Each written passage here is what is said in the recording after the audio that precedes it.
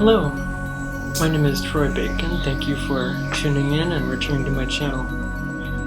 This episode 1 of a series I will be launching called Cosmic Coexistence, is to detail and chronicle a lot of my experiences with beings from other parts of the world, or other parts of the universe, rather.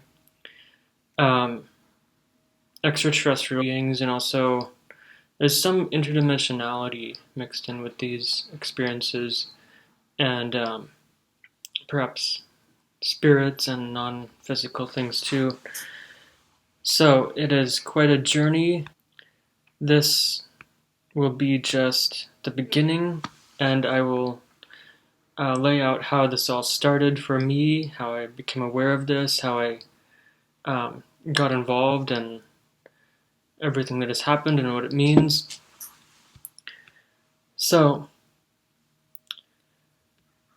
in January of 2018, just a few weeks after Oumuamua passed through our solar system, the quarter-mile long space rock that came out of nowhere and then just dipped through and then out around the sun to another direction, to another solar system perhaps.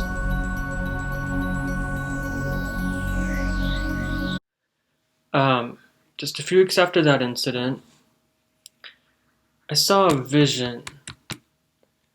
This was after I'd been moving some things, and I had moved back into my college dorm room at the time. So I sat down to rest for a moment.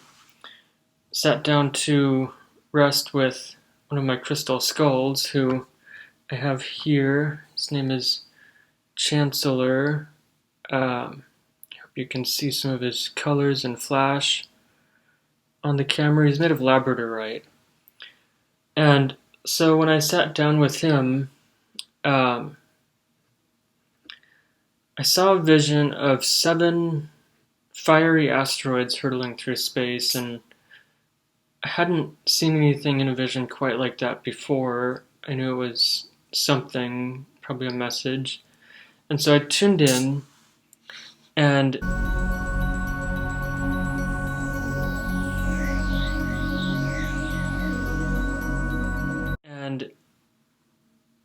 I was asking, just trying to tune back into the vision and get more information, and asking what it is and what it means. And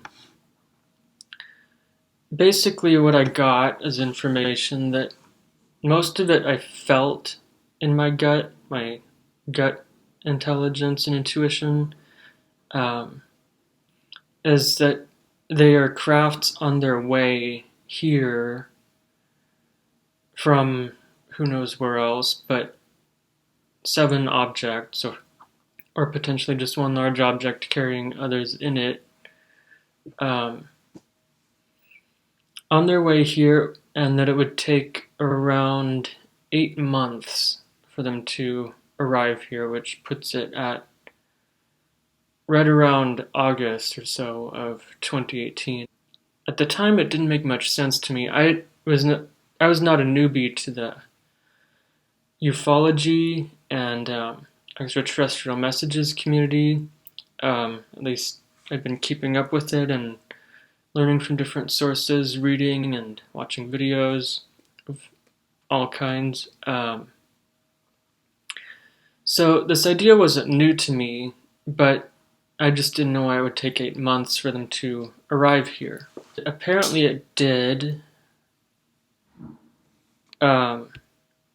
After I saw that vision, I had a dream, a very specific dream that actually repeated 2 times in one morning.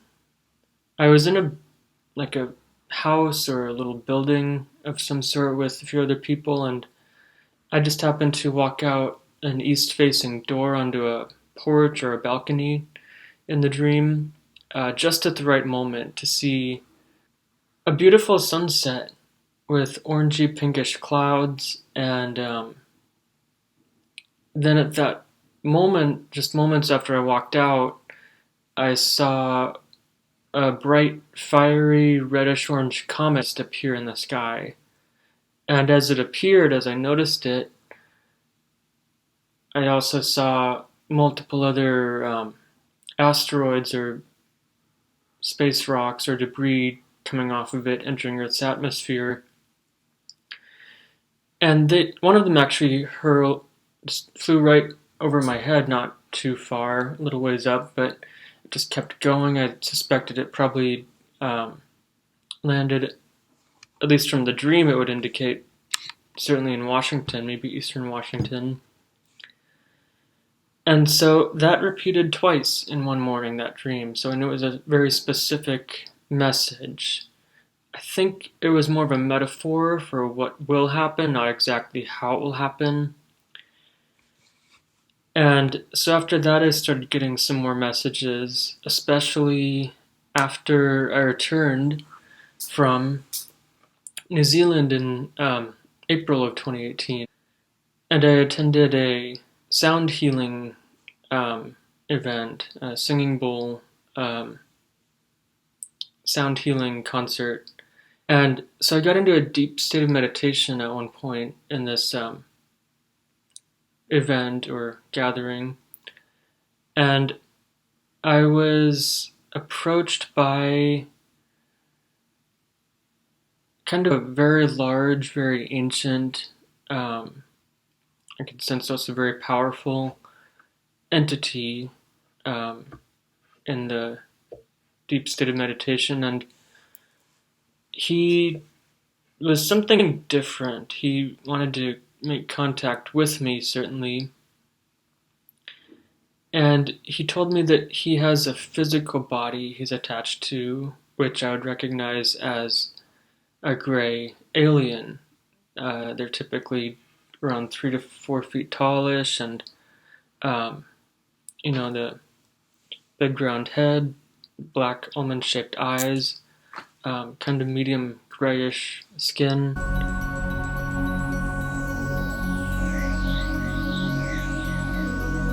After that, I started receiving some more messages, partially about what their craft are and what they're like a little bit, and sort of it wasn't all very clear for me at the time. I was new to all this, so just that they'd be coming, and at one point during the summer, I received, I think it was in one night or within the span of a few days, I received at least 2 different messages from 2 of the beings on the ship, or whatever was on its way.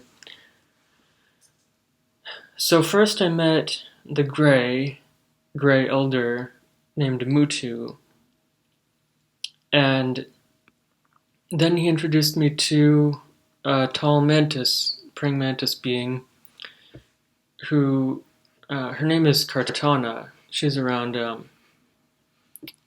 8 feet tall, as I recall, and kind of a larger mantis. She would talk to me kind of more clearly. And the mantises, I've learned, actually talk through downloads. Sometimes the downloads appear as colors and specific information, but I'll get into that in another video. So after I met Kartana,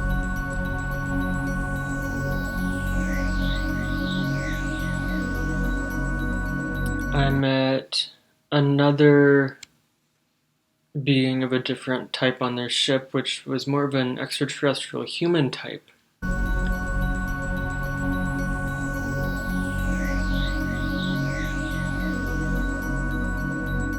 This was sort of a Pleiadian, maybe Arcturian type, and so it was interesting. I hadn't heard of all these types working together on one ship before this time, and this is my personal experience. I didn't really have anything to reference it to, anyone to talk to it about. So then after that, during the summer, of 2018, I woke up one morning and there was, it wasn't something I was used to or something that I was used to in my bedroom, because I woke up and there was sort of a light, not the ceiling light, but just sort of a light impression, or it was almost hexagonal shape, or not hexagonal, diamond shaped in a way, but it's just like off on the ceiling a little bit in my bedroom, and wouldn't go away. So before I fully woke up and actually started moving, I tried to communicate with it, and I got the sense that it was yet another type on this team, if you call it, if you will, or a group.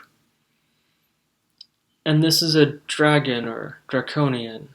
Um, that is a kind of loaded word, and most people in the ufology and ET community tend to think that they're all evil. Many of them are, but there are some factions or split off groups of the reptilians who have learned are actually trying to evolve, similar to how humans are on a path of evolution.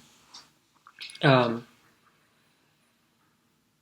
and so this is why they work with these other types. So we have gray, mantis, human, and reptilians working together. It's at least 4 beings of all different types from different parts of the cosmos working together. Um, then after I graduated from college, during the summer of 2018, I got involved with a meetup group called the UFOI team, a UFO investigation team, and a little over a month after I got involved with them, they invited me to come camping with them on a Skywatch outing near Mount Adams, which is in south central Washington. I'd never been there. I think I might have heard about it by someone else before, but I wasn't familiar with it. However, they did tell me it was the UFO sighting hotspot of Washington State, kind of like the LAX of UFO activity in Washington.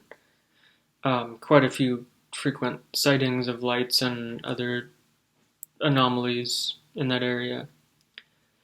So I went with them in August of 2018. I didn't know exactly what it would be like or what we'd be doing, other than they told me there was a film crew to make a documentary they'd be working with, named called Ambition Pictures. They are based out of Oregon. They make, I guess, paranormal and other types of documentary films. Anyway, we met up with them at the ECETI Ranch in August of 2018, late August. And we were there for one night, or at least I was there for one night with them. And just that night was interesting for me because I didn't really see anything, at least not more than a couple little blue specks of light appearing in the sky and disappearing. So I didn't see like lights or crafts around the mountain. But the rest of my group did, and it was actually kind of an interesting large group sighting. I believe it's August 26th or August 27th of 2018 on the ECETI YouTube channel. They got a recording of this, and it was, a lot of people saw this. One lady on the UFOI team, Ray, at the time, spotted this sort of pulsating light that was definitely not a satellite. It wasn't an airplane either. It was just moving through the sky. I don't think it was too far out there, really. They had a laser pointer, and they started shining the laser pointer at it. And so then it would continue pulsating kind of like a heartbeat almost. And it was not, there were very intelligent people in the group. One of them knew that it was not at the rate that commercial airlines use, the pulsation rate. So at one point they were shining a laser pointer at this object that was passing over by and going towards Mount Adams or in that general direction. And it actually beamed some sort of beam of light back at them, probably just as a playful response. From my understanding, it didn't hurt anything. It didn't seem to do much other than maybe scan them or just send light back. It was caught on camera, which is interesting. Unfortunately, I arrived just minutes after that object passed, so I only got to hear about that. Before I went to sleep that night at ECETI, though, by the way, ECETI stands for Enlightened Contact with Extraterrestrial Intelligence. And before I went to sleep, I saw some diagrams or images in my mind.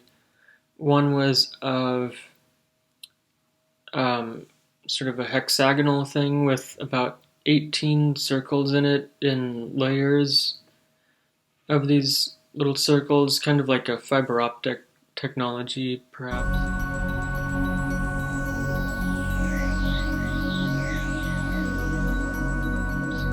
I'm not actually sure what it was, but it was very clear. I hadn't seen that in my mind before or anywhere. And then there was another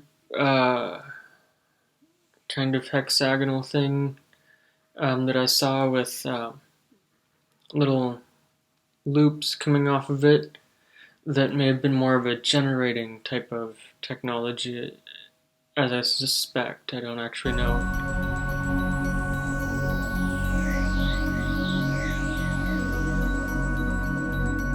And then when I woke up the next morning, I actually had in mind an image of a black triangle, which some people may have an idea of what that could mean. And it was just sort of an upside down black triangle, not much to it, but it just wouldn't come out of my mind until after I woke up.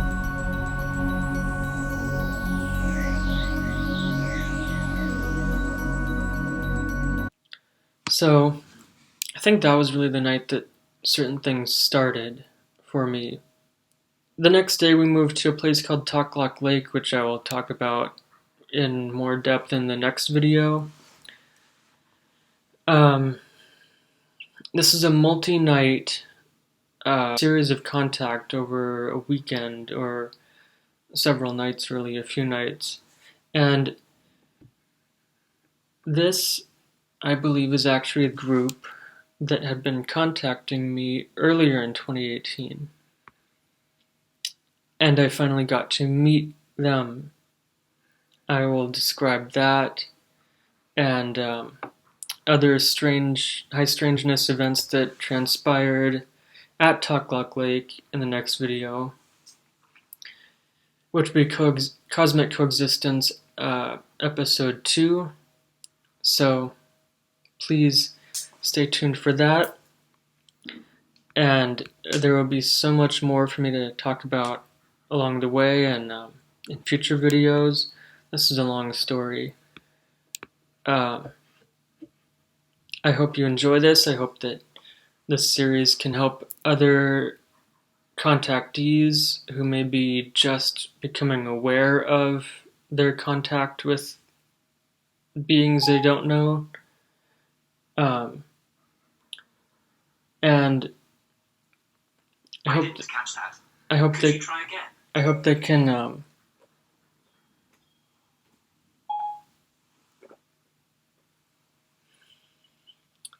strange, my Siri just activated and was listening to me. So I hope this helps people who need some clarity on the types of beings I may be dealing with.